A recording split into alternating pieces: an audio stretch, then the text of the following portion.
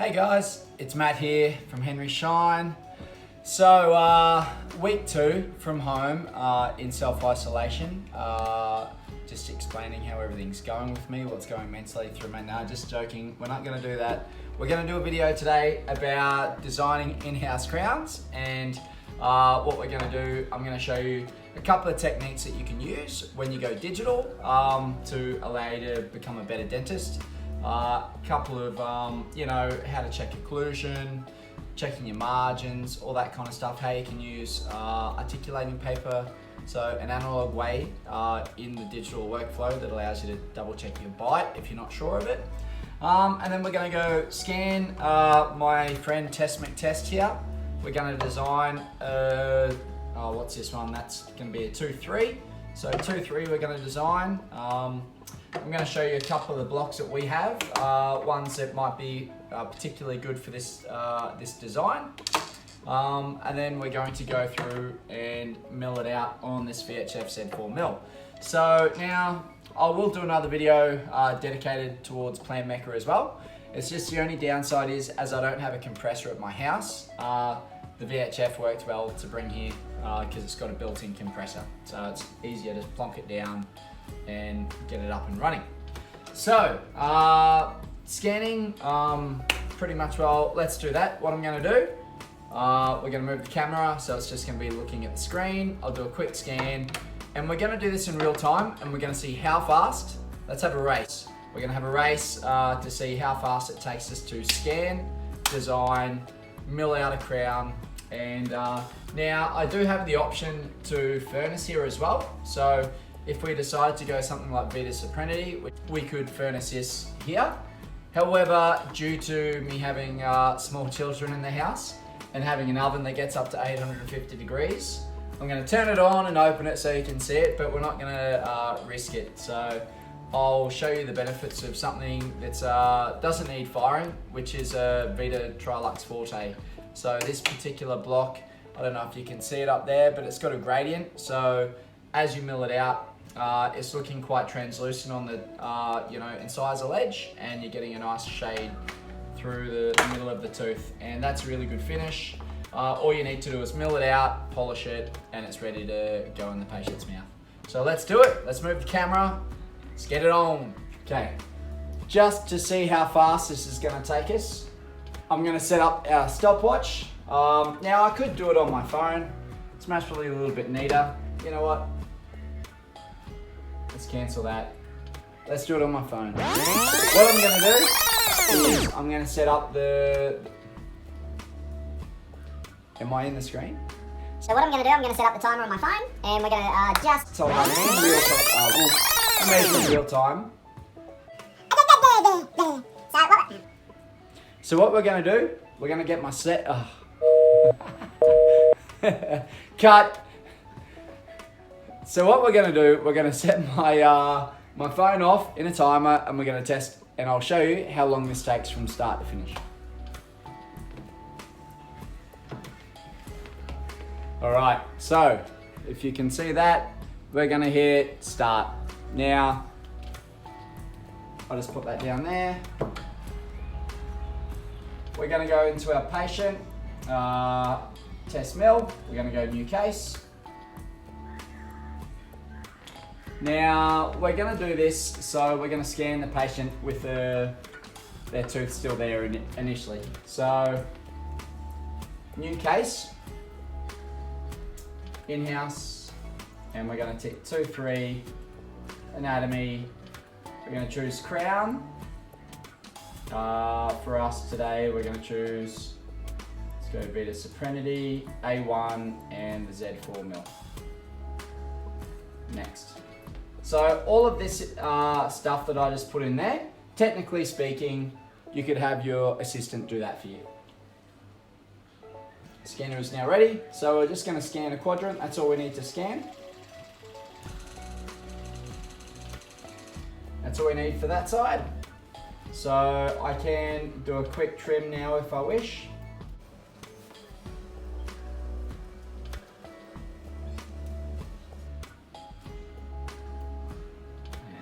And patches, let's just clean that up. We're going to go next. So now we're going to go in, we're going to scan our pre-preparation. So this is before we've even, maybe we've numbed the patient up and given them the needle. And at this point in time, we're going to do our scanning. We're just going to get everything that we need. So this way, a lot of the data that we're picking up is obviously a lot easier to get now, and we're not going to be battling against saliva and blood down the track because we only need to focus on one tooth then, you know?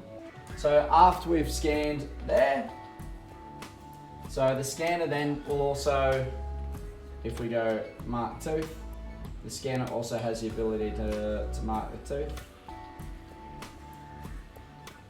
Now what that will do, that will create a cutout section around there.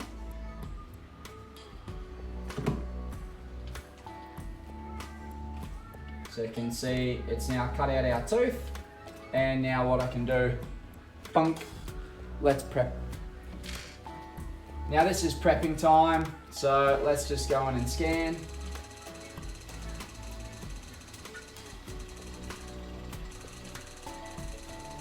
So after you've prepped, that's all the scanning that we need to do. So you can see it's going to take you 10 to 20 seconds to finish off your scan after you've prepped. The software is going to ask us to mark the tooth, so it saves it in high definition around the prep. And also, if we wanted to, we can go all out and we can go down to HD photo, and we can take a HD photo. It will then overlay over the top of the design. And then that gives us a really good indication of where our margin's going to go using that 2D photo. The reason also why I did the pre-preparation scan was, let's say if this was a partial and we had a clasp on that tooth. Well, by us doing the pre-preparation scan, we can reuse that design and we can copy it. So technically speaking, you wouldn't have any problems in redesigning another crown that's to go if there was a clasp on that particular tooth. So that's one reason why I'd include a pre-preparation scan. And then if we do come into here and we have a look at here, we can take the color out and have a look at the prep in black and white. So if there's any part of this prep that we don't like, we can actually even go in and we can use these two tools. So the lock surface tool, so let's say I'm happy with this part of the margin here, I can clearly determine where that is, and coming down through here and here. So let's say I'm really happy with that, all of this area, I want to lock it so that if we write any more data or if we keep on scanning and the gingiva starts to collapse, all of that's locked, it's not going to move. But let's say I've got too big a gap between the base and where this is, and you can see where the software is tried to close the two. So that's why it's really important to have like a double O in there, to have a base so that it can actually see. When it can't see the base, it will try to merge the two materials just like that. So you can come in here, you can go trim.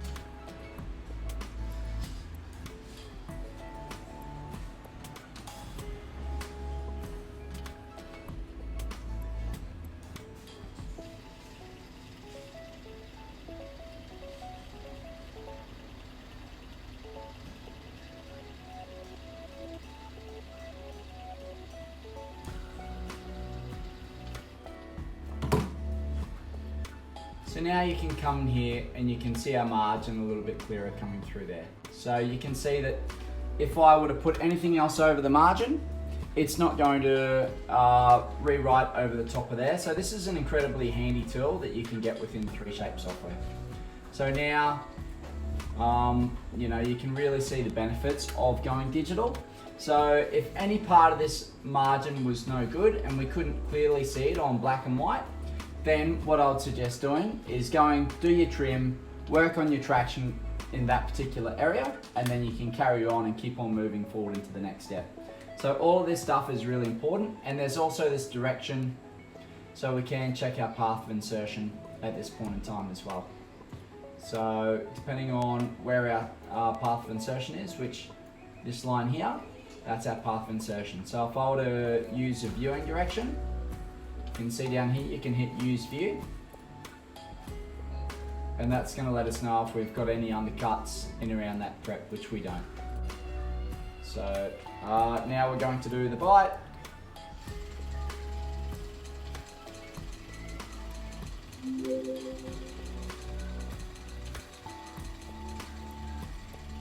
Now, in terms of once we've done our bite, you can check at this point in time, you can check your clearance, which is, if you can see it just over here. So by checking your clearance, you can actually go into your prep and you can check as soon as the green comes in. So let's just say there. So we're looking at 1.7 mil worth of clearance. So we know that we've got enough clearance for this particular crown. We can also, if you wanted to, now this is if you hit contact only, you can see that we don't actually have any contact. So I haven't pushed down hard on this particular model. And also this model is, it moves around a bit because the screws are loose. So if I really wanted to be sure, what the software does do, if we hit over here, adjust for contacts,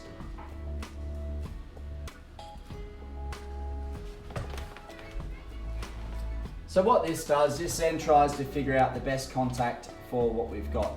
So now you can see that it's actually built-in contact points there, in here, and then it's a little bit more open at the back there. So you can see that the software is actually smart enough to try and determine where the correct bite is. And also, it does give you the added advantage that if you wanted to use articulating paper, get the patient to bite down on it first. And then if you hit contact only at this point, switch view, open it up. The contact points here, there, are going to relate to wherever you've left the contact points when they've been down on the articulating paper. So that's a good way to cross-check digitally if you're happy with the bite and if you needed to redo it, if it didn't line up to where you thought it was. So from now, we just go next and we're going to post-process the scans. We'll do a live motion draw. Why not? Let's do it. So this is a good feature about the Trios, although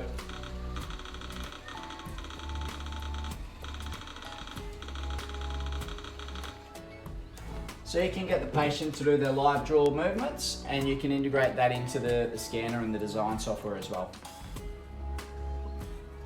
That's fine.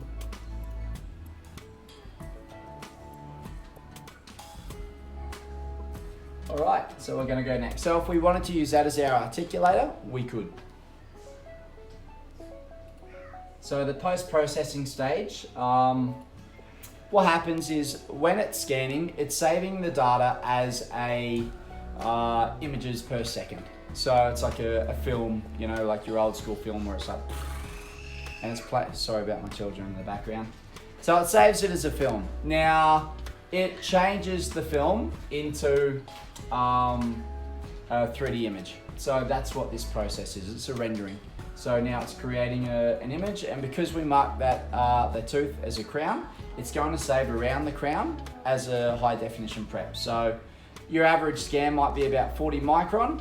Around that prep, it's going to be 6.9 micron. So it's going to be really crisp and clean, really sharp image.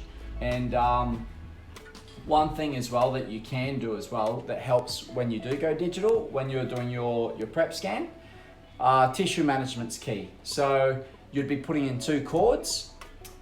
You'd put in a 00 first, generally, and then maybe a 1. Pull the 1 out, and then all you need to do is scan around the prep when that happens. So there's going to be less chance that the tissue is going to collapse, and having the 00 in there will give you a base so that the scanner can see where the floor of that area is, if that makes any sense. So you can, if you wanted to go in a shade measurement, we can quickly add in a stump shade. So that's good, and then we can bring in our upper and we can add in a shade for that as well. Add shade. So that's a B1. So, or A2, depending on where you're holding it. So I'm going to stick with B1 and go a bit of blend. So from here, we can also check the path of insertion as well to make sure we don't have any undercuts by clicking on the direction button. But for now, as we're losing time in my demonstration, so we're going to go through into designing. So you'll note that in around here, you can see the high definition, you can see the molding marks in the plastic. So that's what you're looking at 6.9 micron.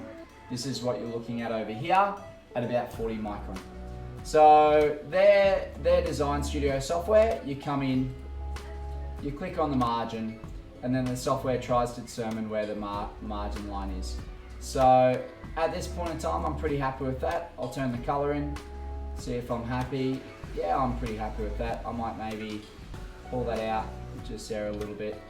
And we can also bring in the HD photo. So you can see actually, if I hit undo and undo again, it's mostly better there. Let's just take that off. Yeah, I think the software's gotten that pretty good there. For me, I'm happy with that. Sometimes it's easier to determine where the margin is when it's in the black and white as well, monochromatic image. So from here, let's pull that up a little bit, and let's go next. So now this automatically is going to pick our path of insertion. So it's going to do that perfectly for us. It's automatically going to put in our cement gap and everything. So these are all tested settings.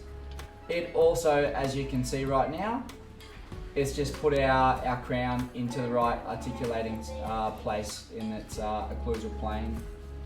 So let's just open that back up again, and we're going to hit next again. So what it's going to do, it's going to place a crown into this position for us. I'm just going to hit accept and accept. So it's tried to do this design as best as it can regarding thicknesses and contact points. So if we have a look up here, you can see there's a little bit of a contact point where the crowns come through. There's a little bit of a contact point through there. So those contact points are near perfect. We can, if you wanted to, maybe minimize some of that. And let's adjust this out a little bit and bring our tooth up a little bit. So that's looking pretty good. If we wanted to bring in our opposing, you can see we've got contact here and here.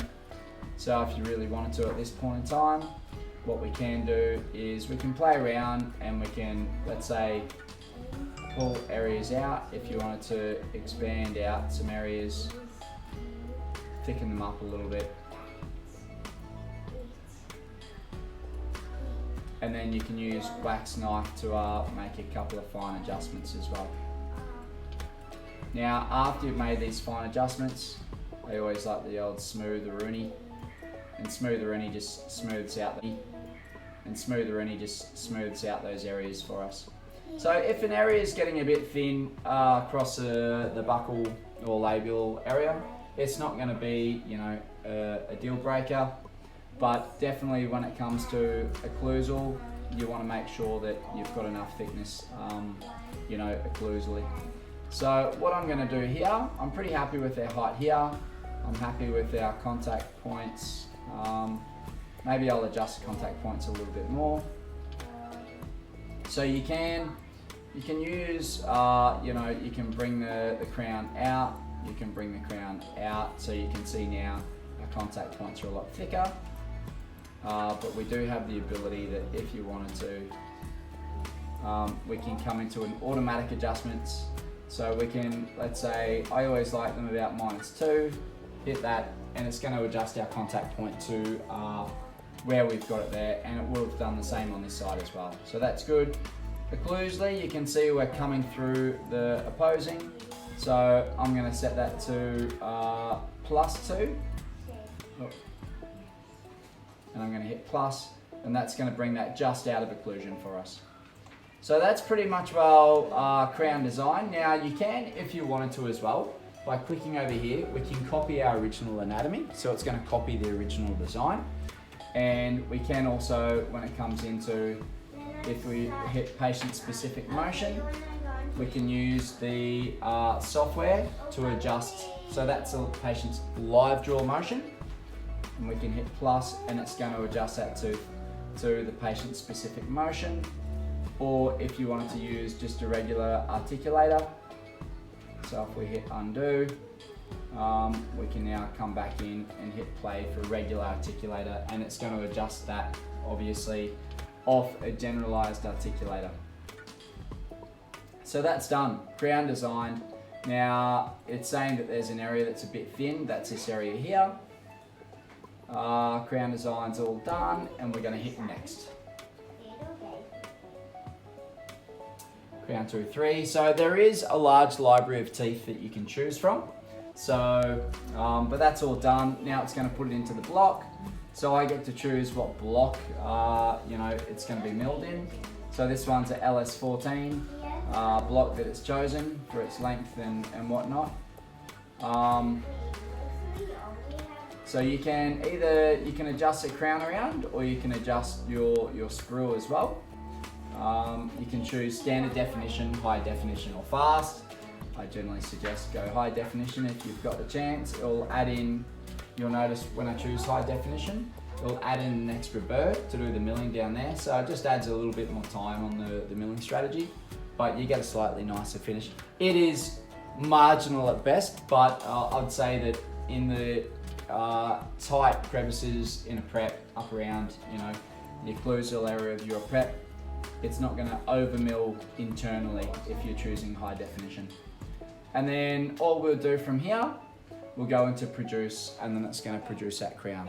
Now I've chosen Vita Sopranity right there, so if I decided, oh, hold on a tick, I don't like that material, you can come back into the case setup, click on here, and then we can choose, let's say, we could use, let's go Vita Mark II, shade, Z4, and then we're going to come back into the end now. So if we wanted to, we're just going to have to skip through all the design software again. But that way you can easily choose the material. We don't have to adjust anything. It's just that the software has to recalculate with everything that we have put in for our new material.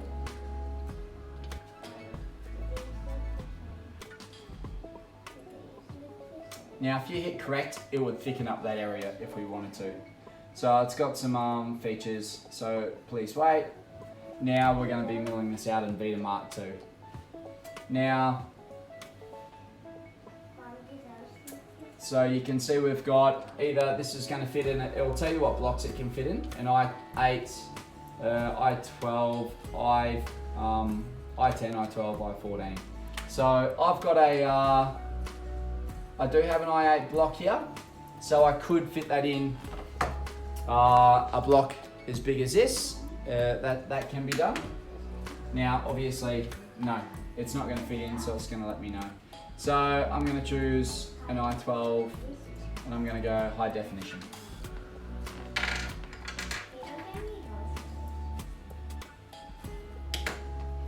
Let's see if it fits in the 12 block. If not, I'll go to the 14.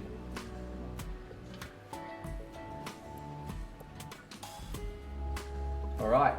So it's just going to fit in that block, and what we can do now is we can hit produce. So once it goes to the mill, so this right now is sending over to the VHF mill. So it's preparing job, and down the bottom here you can see it's doing its calculation. And at this point in time, taking into consideration prepping, changing blocks and material, essentially now we're going on 18 minutes. And now we're going into ready to mill. So you can see designing and everything is really simple. I mean, you can even do less than what I just did there, or you could do more depending on how fussy you are. And now basically this has now successfully sent the job over to the mill. So if we come over here now, I'll just refocus this over to our good friend Mr. VHF Z4. And now you can see coming in here, it's given us a little 1. And now the job has been sent over to the mill, as you can see. So we're going to open the door. We're going to fit in, I'm going to fit in this Vita Trilux block, as you can see there. As my Vita 2 block is actually too small on this occasion. Now, The VHF automatically will clamp onto it, so I don't even have to touch anything. We're going to close the door down. We're going to go into the job and we're going to hit play. That's it. 18 minutes later, in high definition, that's going to mill out that block. So if I had have chosen a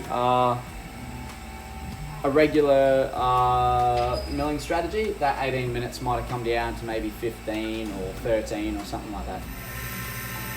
Spindle started to spin.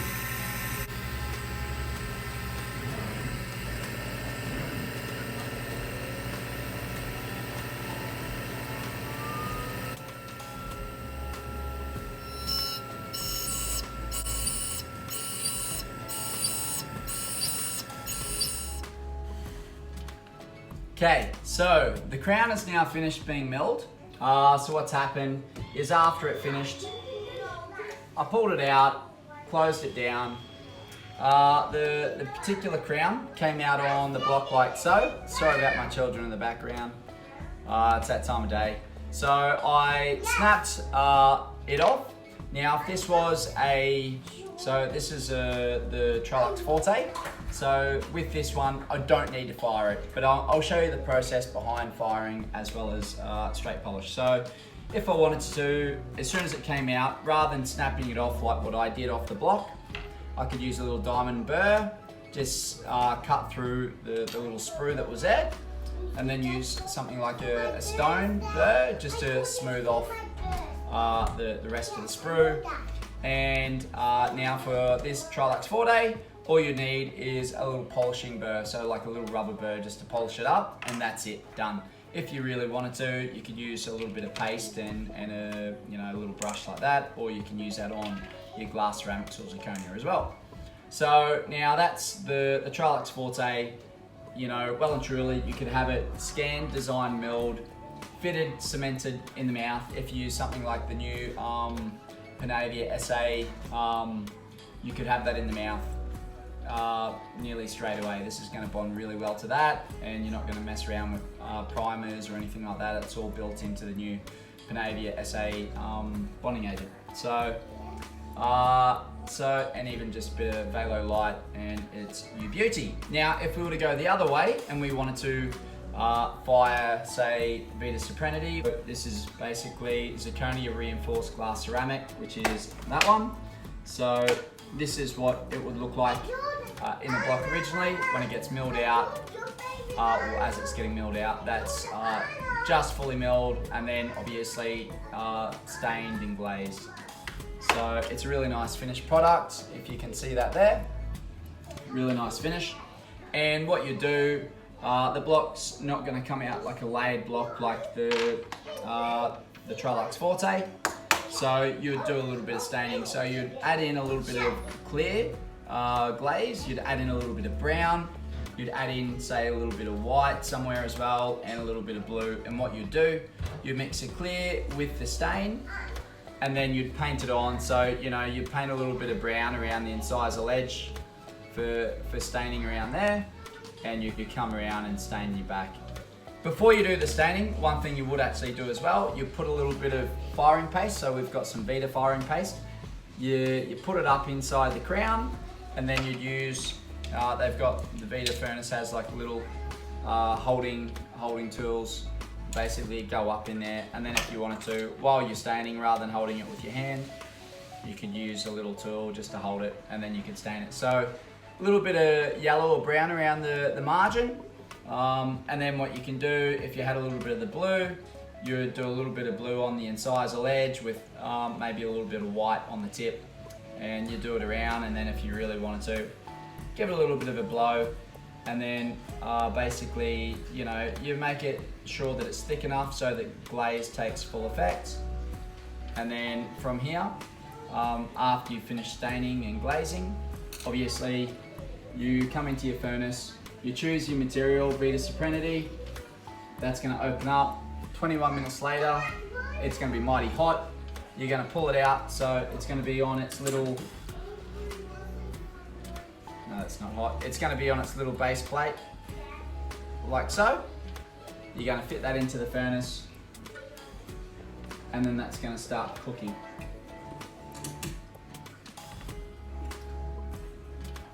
So let's just close that down. So that's your Vita Serenity workflow. We're going to take about 20 minutes to fire. Now from here, just so you all know, I'm gonna pull usually after this fires, the paste is going to be like a berry floss almost. It's really easy to just comes out in one hit. You can blow it out, or if you've got like something, you can clean it out with that. Now, because I am a goose, I should have shown you the fit before I put the paste in there. But let's just pull the paste out, like so. Now, in terms of on our model, I'm going to undo our crown.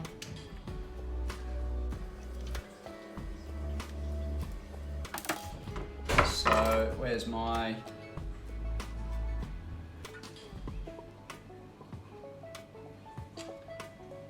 Yep.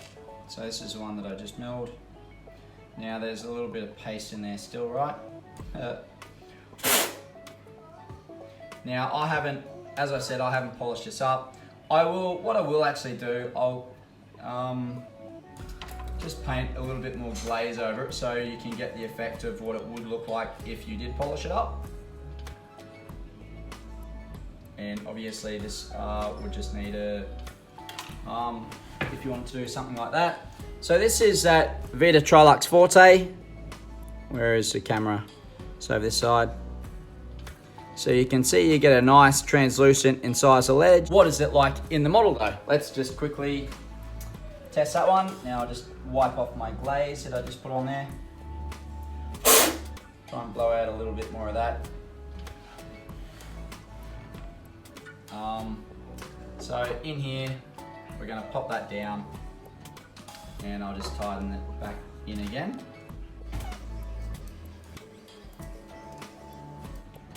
So one good thing that I like about 3Shape, is what they do is they have like a buffer in their software to protect your margins. So you can see right now, that's not loose, that's like a perfect fit, perfect contact on both adjacent teeth. That's about as good as it comes when it comes to a crown that's finished. So in terms of a workflow, 55 minutes is what you're looking at. So under an hour, well and truly. Actually I stopped that earlier because obviously this finished milling and I went through that and then I realized I wasn't recording. I bumped it earlier, so I had to go back and I'm doing this for the second time now. But it's good because my daughter's not interrupting us this time as much. So, as I said, so if you were to use something like GC Serasmart, or if you wanted to use something like a Trilux 4-day where you don't need to fire it, well and truly you can do same day dentistry in under an hour. You can use like a GC ceramic for inlays or onlays. If you wanted something like a Vita Serenity, add another 20 to 25 minutes on for a little bit more staining and detail and firing. And then pretty much I'll say you're looking at about an hour and a half. I would always suggest when you're starting out, I wouldn't jump straight in and say, same appointment. I would always see the patient at the start of the day, get them back at the end of the day. And then, something that simplifies your workflow as well. Sometimes it can be handy if A, you have a steam cleaner, or B, you have a sandblaster. Depending on what materials you're using, sometimes it'll be beneficial to have like a little sandblaster there as well, just to prep up the inside of your, or give you a little bit of etching on the inside of your preps with some of the glass ceramics. Or I wouldn't be worrying about it with GC or this because that's going to bond incredibly well to that new Panavia SA. Even your Emax, I would say that bonds, and your zirconia is going to bond really well to that Panavia bonding agent. But if you wanted to have that extra bit of security, a steam cleaner would not hurt, or a sandblaster would not hurt as well. So that's my demo for today. I hope you enjoyed it. We're going to throw down the gauntlet. We're going to do a bit of a Plan Mecha workflow soon as well. So we'll do that. You can let me know what you think of it. We'll compare. in reality, the full workflow is very similar, but you know, the advantages are of Plan Mecca. For someone that has the exact software, then obviously everything in Plan Mecca is going to link into your chair, milling machine, scanner, 2D, 3D, everything can all link in together. With 3Shape, they are good in the fact that they will link into like this mill here, or they've got, you know, 3D printers that you can use with it as well, and likewise you can import in cone beams and stuff like that to do implant planning. So over these next few weeks we're going to be doing, this is your 3Shape design studio. We're going to do the Plan Mecca design software and their scan of the emerald. I'm also going to do an implant studio case in both Plan Mecca and 3Shape so you can see it. And we'll also, once I get my 3D printer as well, we'll be able to print, I'm waiting for that to come up from Sydney, we'll be able to print some surgical guides on both versions as well. I'll show you at some stage how to do models in both softwares, and then obviously we'll show you in the 3Shape software how you can do in-house splints if you want to do that as well with the new material that's coming out. So this is the first video of many coming in the next 4 weeks. So hopefully you enjoyed it. Hopefully you got something out of it. Pretty much, well, the workflow is really easy. You could teach this to any of your DAs if you did want them to be able to do the workflow for you.